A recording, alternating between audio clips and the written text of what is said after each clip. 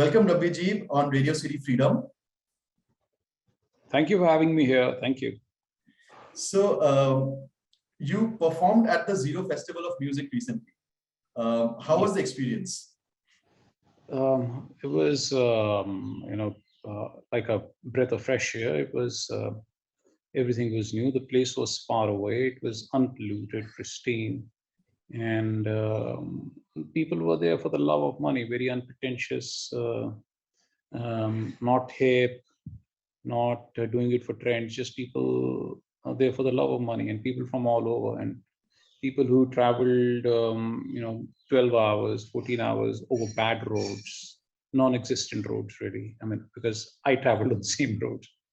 And it was like a breath of fresh air. It was fantastic. Do you feel the same adrenaline rush that you used to feel when you probably started out, when you meet your audiences even now? Well, the moment you get on stage, it's you are 18 all over again.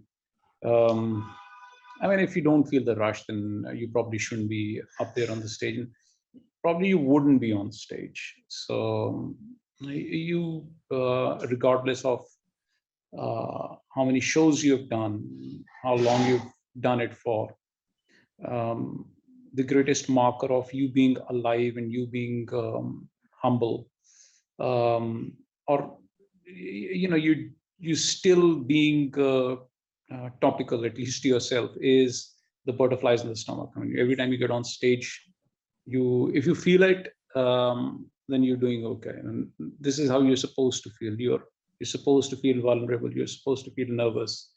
It's just how it goes. Right. So what do you think has changed within the music industry in the last, say, 15 to 20 years? Algorithm, mathematics. That's what's changed. It's come in,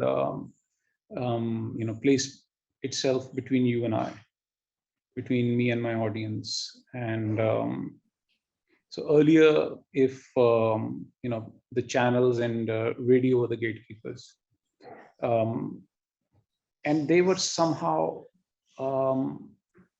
conducive to human interaction. I mean, I could go to speak to somebody, explain to them. There was a human being I was talking to. Like, I could come to Radio Mitch's office and I could just maybe play my unreleased music, and they could just vibe off it and say, "Whoa, that's great." And that is exactly what happened with Beloved. Over the course of my career, I think after 2007, we saw, TV and radio, they stopped playing us initially, and they started back again. But that, 2007 onwards, the carpet that was snatched from under our feet was a killer blow to not just me, but to the entire independent industry. And what that meant was that people like myself, like Kailash Kher, Sonu Nigam, Daler Mehndi, or any one of the, even Lucky Ali and Colonial Cousins, they wouldn't get airplay. It was just taken away from them. And it was given to, the big companies en masse, and you had to speak to them somehow, or someone. I mean, there were 2 slots for any independent musician in 2007 on MTV. And that was, we didn't really understand it, but that was a killer blow. We just didn't know how to put our music out there. Then I think YouTube opened up a sort of a window, and it was a benign window at first, and now it's just,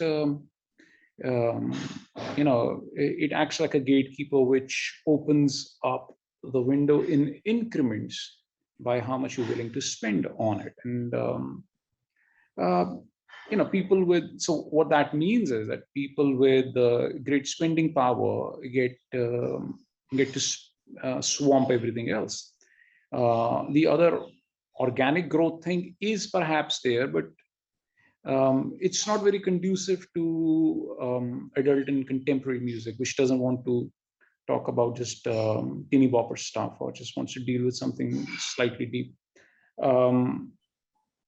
That the layered content, the exposure to layered content, or the accessibility of layered content to reach its audience has is just about collapsed. So that is a big change I see. There is this mathematical boa constrictor between artists and their audience, and well, that's how it goes. That's how it is right now. Radio City.